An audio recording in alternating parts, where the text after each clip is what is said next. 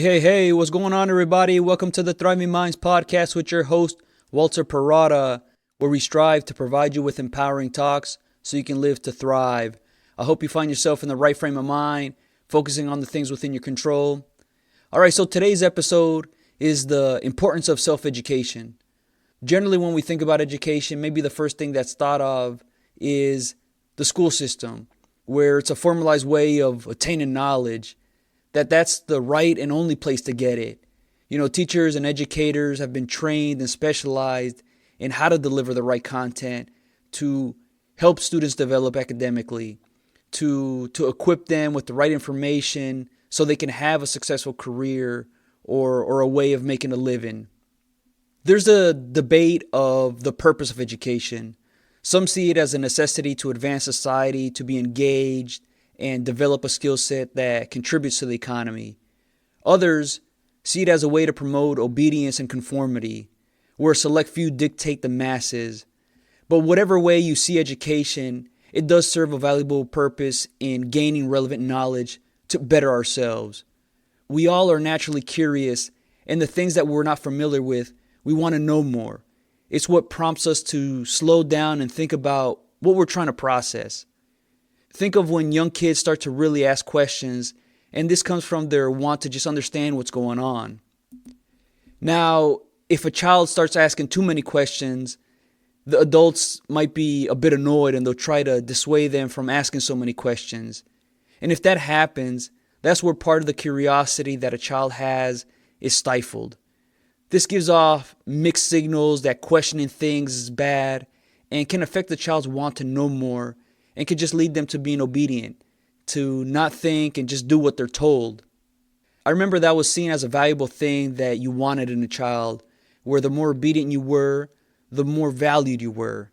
That you listen to your parents, that you listen to your teachers, and you do exactly what they tell you to do. And this is understandable because adults are the ones trying to protect the kids, and the adults understand or think they understand all the dangers involved, and they want to keep them safe. The physical harm is what adults want to protect kids from being hurt or kidnapped. But in just conditioning kids to be obedient, it takes away their uniqueness, molding them into what others want instead of what their child needs to thrive.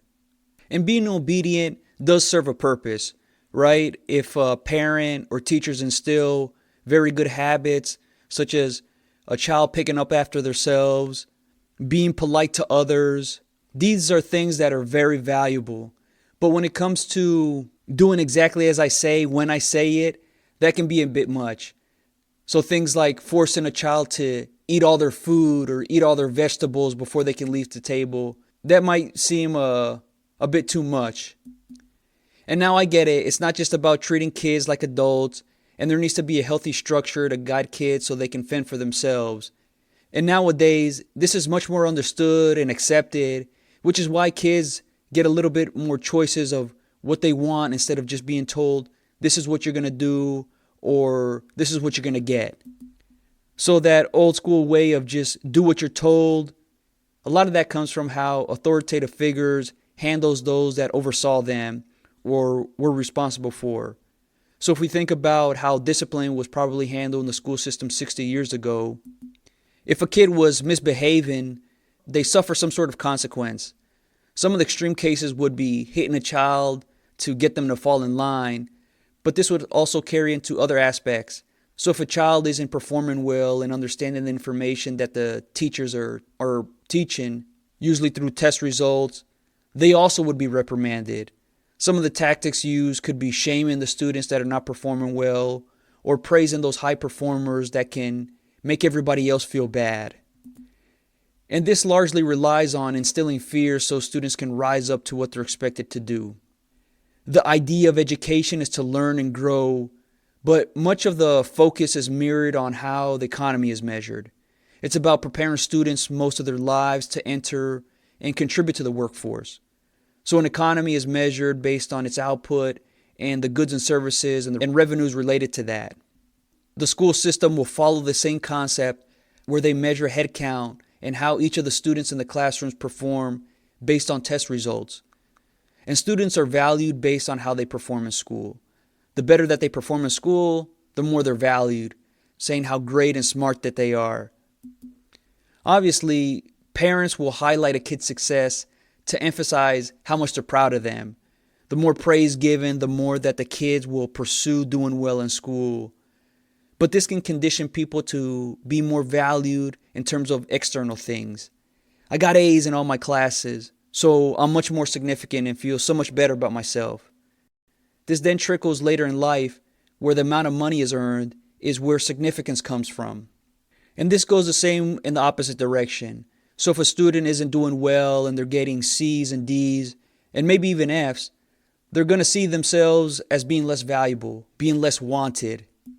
And this is going to affect their want to be better or their want to learn just in general.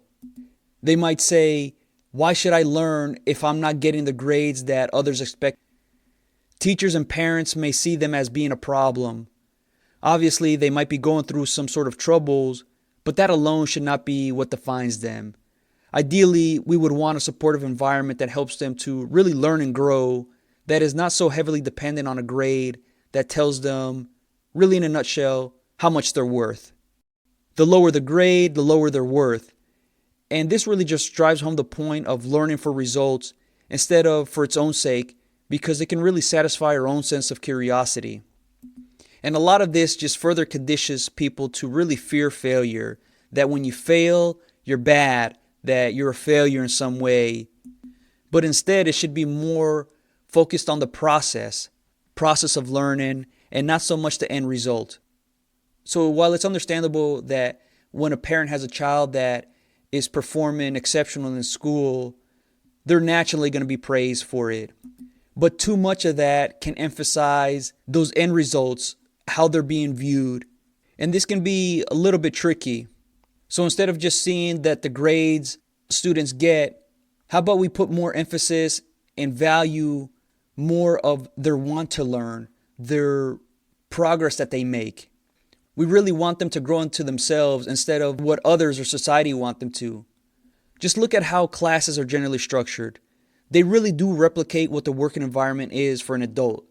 So the general working hours of 9 to 5, and this is going to differ slightly for the schools, which could be from 7 to 2 or 2:30, around that range.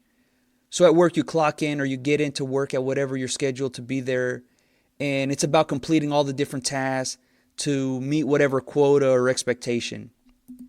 And the schools will have the same thing. The alarm bell rings, you got to be in class at a certain time, and then when the alarm bell rings again, you move on to the next class or you go to lunch, or it signals it's time to go home. You can also see other parallels between the two. In the work environment, there's a boss or a manager that talks about whatever the company is focused on. They're delivering information, and then the employees are the ones that execute on that. Now, there might be some discussion and collaboration on how it's going to be done, but then after that, it's do your job in silence. Well, in the classroom, it's a similar thing where a teacher's up in the front where all the students are looking up to and following whatever information that they're saying. And yes, certain subjects, there's going to be opportunities for discussion, but then it's also about taking notes or demonstrating that the students understand what the teachers are talking about, but in silence. So it lacks that collaboration, that communication piece that can really accelerate a student's learning. So the point I'm trying to make here is we're essentially being conditioned to absorb information and basically regurgitate it, to use less of our uniqueness and more of doing what the authoritative figures want. Think of those students that struggle in math, or they're not interested in history, or they're not very strong writers. They can be seen largely as weak in those areas. But do we ever stop to think about that they're just not strong in those areas, and that doesn't mean there's a problem? That doesn't mean that they should be forced to improve significantly or to be on par with everybody else. One subject that I really struggled with was chemistry, and that doesn't mean that there was something wrong with me. I don't need to excel at it because I wasn't going to be a chemist or use it on a everyday basis. This is why we all specialize in a certain field. We don't need to be strong at everything. You can just think about the workforce in general. There's a reason why jobs and careers are focused on certain elements or certain areas of competence. Look at electricians and plumbers and construction workers, or architects or engineers or mechanics. These are all professions where people have a skill set that they use, and they don't have to know how to do all that stuff. A plumber doesn't need to know electrical work, maybe some basic stuff to help out. So why is there this expectation that students need to know all these different subjects and perform very well at them? And I get it. Yes, the concept is nice of exposing them to so many different subject matters so students can find what they like. But if a student isn't performing well and it's because of the interest is not there, then maybe it's okay to let them focus on the strength that they do have. If they're strong at reading and writing, why should they be forced to become so much more better at math? Yes, math is important so we can understand how to manage finances, manage our daily lives related to numbers. But sitting in a classroom alone isn't the only way. We can also learn through informal ways, through our parents, through our friends, through our peers. But hopefully they're things that are actually founded in truths and not just opinions. The formal way of teaching is teaching all the tools that can be mundane and almost loses sight of the big picture. It's the concept of getting lost in the trees and not being able to see the forest. So this results in going down a rabbit hole and just staying stuck there. So all these different subject matters that are taught in the classroom focus on specific things. But what if it was to be introduced from a big picture point of view, that macro environment to see how things are all connected, and then we can dive into so many different micro subjects. If we think about a cooking class, they're going to go through all the different measuring devices and the tools used in cooking, and this right off the bat can lose a lot of people's attention. Each of us only has so much attention that we can give to certain things, so it's important that in the beginning it's relevant. So instead of that, what if we started with the thing that we're aiming for? We all can relate to our favorite foods, and if we think about that, we'll then start to think through, how do I make that if you don't already know? So if one of your favorite foods is pizza, you're going to try to figure out exactly how to make all that happen instead of just walking through all the different individual things needed to make it, such as maybe use a rolling pin or yeast or measuring cups. Knowing that big thing that you're aiming for is going to help you just learn on your own to dig and find that information you need to make that pizza. This way of seeing the macro, that big picture, really helps to focus on all the moving parts to make what you're aiming for possible. And this can relate to so many different subjects when it comes to learning, about being educated and gaining knowledge. So if it's about engineering, instead of diving into all the details involved, it's about getting familiar with all the different types of engineering work, getting you to want to learn more on your own.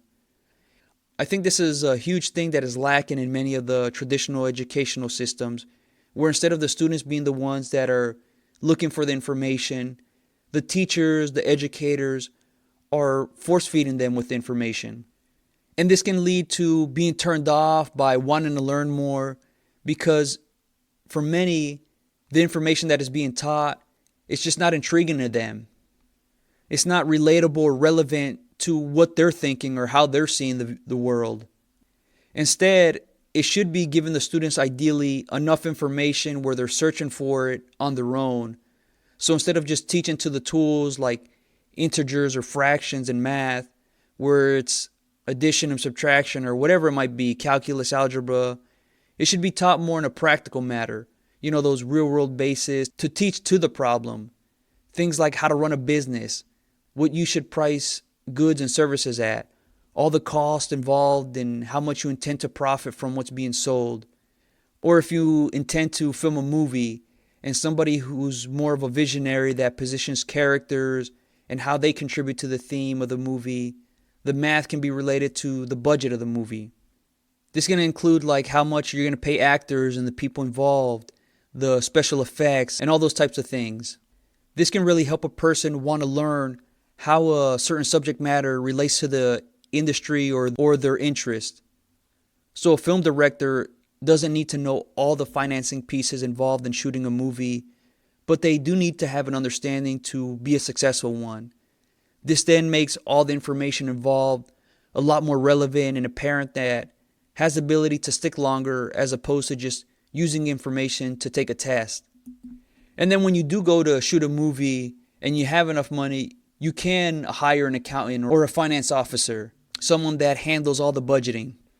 There's just too much of a, I think, unrealistic expectation that students should know how to do all these different things, that they should be so well versed for them to be really successful. This is just way too much and really inefficient because any business or any industry, there's people that specialize in certain things that helps the operation run smoothly. If we just think about a shoe company, there's so many different people that bring their own talents that allow the business to really perform well.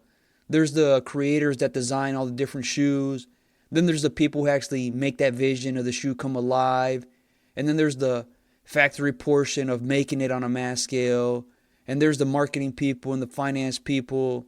It's unreasonable to think that one person can do all this and have a highly successful company. Know that education is not about getting a diploma or a college degree.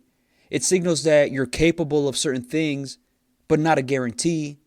It proves that you completed the coursework, and it shows that you can do your chores, that you can work at something that in some ways can be pretty annoying, like homework assignments and term papers. So a piece of paper with a grade on it does not define your worthiness, your intelligence, or your capability to go out there and earn a living. But what happens is school is used to measure and is supposed to be evidence of how you're going to perform in the future. Remember, the past is not a predictor of your future, but your behaviors are. If you behave the same way you did in the past, then that's going to be an indication you're probably going to repeat the past. I kind of see this the same way as resumes. They have a purpose, but it's very limited in what it tells about a person. It doesn't show how much integrity they have or how much they're willing to overcome the challenges that they face or being able to lead in hard times or if they're even a good fit. It just shows highlights that doesn't capture the entirety of a person. And that's part of what school does. It doesn't capture the entirety of a person. It's just a glimpse of how they performed in a controlled environment that may be not suitable for them. So really, it's actually limiting many great people simply because of a score or a grade that they got. How can you expect a freshwater fish to perform well in a saltwater environment? Do we come to ask ourselves if the student is in the right environment to thrive and not that there's a problem with them, that the problem is with the way the school system is designed, that it's input and output, conditioning people to compare themselves, and if you don't compare well, then you're less than or not worthy of. This just further motivates students to fear failure, that others guilt them for not being like the rest. Completing school is not an exceptional thing because what exceptional abilities did it take to complete it? But what is exceptional is someone being able to fight through a very sickening disease or overcoming a major setback in their lives or dealing with just any sort of adversity, yet they're able to be better for it. We learn a lot more about ourselves when things are not going well because it shows us how we respond to it as opposed to just when things are going smoothly.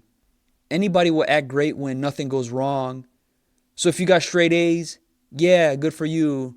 I'm more concerned about how do you respond from possibly getting an F to what you do from there.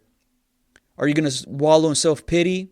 Or is that the time to really focus in on how you're going to bounce back from it? Think about how the schools have grades, from kindergarten to grade 12, grade 7, 8, 9, 10, and all that. This follows an assembly line. Some kids are going to be more advanced than others, and others are going to be lagging the average, but that doesn't mean something is wrong.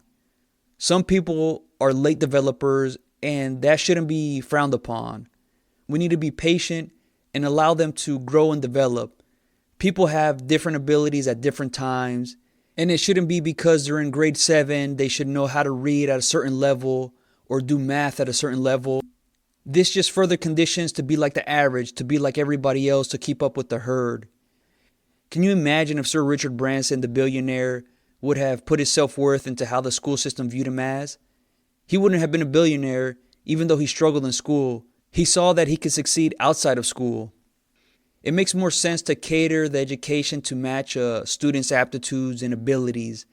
This allows them to really accelerate their learning and allows them to focus on being themselves as opposed to trying to keep up with others or the expectations that teachers and parents have of them. This also breaks free from pigeonholing people where grade does not dictate how they're treated and how they're viewed. Think about if you were to get a business proposal from a 35-year-old man and he has a very compelling business plan and is looking for investors to make the business happen. Now, if a 12-year-old girl has that same exact business plan and was also looking for investors so she can bring the business to life, which one would you choose? If it's the same business plan, why would it really matter? Would the assumption be that the 35-year-old man demonstrates maturity, but we don't know if he's conniving and just looking to take your money? Maybe one of the hesitancies with the 12-year-old girl is she's not mature, or she hasn't been through real-world experiences like the 35-year-old man. It's assuming many unknowns based on age that will influence how the proposal is viewed. Another thing to come to think about is how students are physically positioned when they're supposed to be learning. Kids are naturally active, and their inability to move throughout the day can cause them to not pay attention to what's being taught. It might even upset them. And this is a very ineffective way of spending our time. Students should actually be actively moving when they're learning, as opposed to just sitting down and listening to somebody force feed them a bunch of information. If you find yourself struggling in school for whatever reason, you can take action towards what fits you best. Let go of how you compare to others or the expectations others have of you, and instead focus on the things that really interest you. Dive into and really learn the ins and outs for your own sake. This can be so powerful because you decide where you're taking your future instead of others influencing what you should do. This is especially important for those that are teenagers and young adults, because it's almost like you need to unlearn all the in-the-box thinking that the school systems has taught, that there's only one correct answer for the problem that you're facing. What you're eventually going to find out through this self-exploration is that there's multiple right answers. There's multiple ways of doing things. And this is going to help you get back your creative side when you were that child with all that wide-eyed wonder to play and have fun, to create, as opposed to just being dictated by what's right and what's wrong. All that correctedness that, no, it's not done that way, and instead do it this way. Essentially, the school system has taught us to not trust ourselves and to trust in what we're being told. Let yourself question any and everything. If it doesn't make sense, gain more information where you do have an understanding, and you can form your own opinions, to think critically, and know that if you're different from others, that's okay. There's nothing wrong with you. What's gained from this is your uniqueness to lead the way so you can be much more accepting of yourself.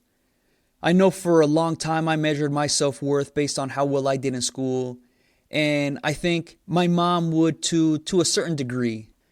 I understand she just wanted me to do well in school so I can have various options. And there was a time where I didn't do well in school, so I would feel bad about myself, and I would think that I wasn't smart, I wasn't capable of. I remember thinking that I couldn't get into certain colleges because of my test scores. And later I realized that was just a bunch of limitations I put on myself. And I remember when I got my college degree, for me, it kind of felt underwhelming. But for my mom, it was such a proud moment. And I kind of would think about, did I really need to do that? Honestly, I wasn't any prouder of myself, but that was a good thing because it helped me not tie my worth to an end result. And a lot of the thoughts that I had throughout school was that something was off. I remember I would always have these discussions that the school system is not the only way to find success, because first, each person must define what their success is, and then you can work to gain whatever information, whatever skills to improve yourself. If you happen to find yourself in this type of situation, don't let school or the education system hold you back from believing that you can do great things. Getting a college degree isn't the only answer for you. Take your time and figure out what you want to do and be hungry for that knowledge that you seek out. But make sure you hold yourself accountable. You got to seek this information. You got to self-educate yourself. Follow your interests and your passions because they're going to lead the way to great opportunities. Let's get away from others force-feeding us information and telling us what to think and how to think. Get back to the basics of who you are by breaking free from the limitations that others have put on you. create your own future by just educating yourself. For me, this has been a special episode because I've always held this subject matter close to myself. And I've also had to unlearn many of the things that the school system's taught.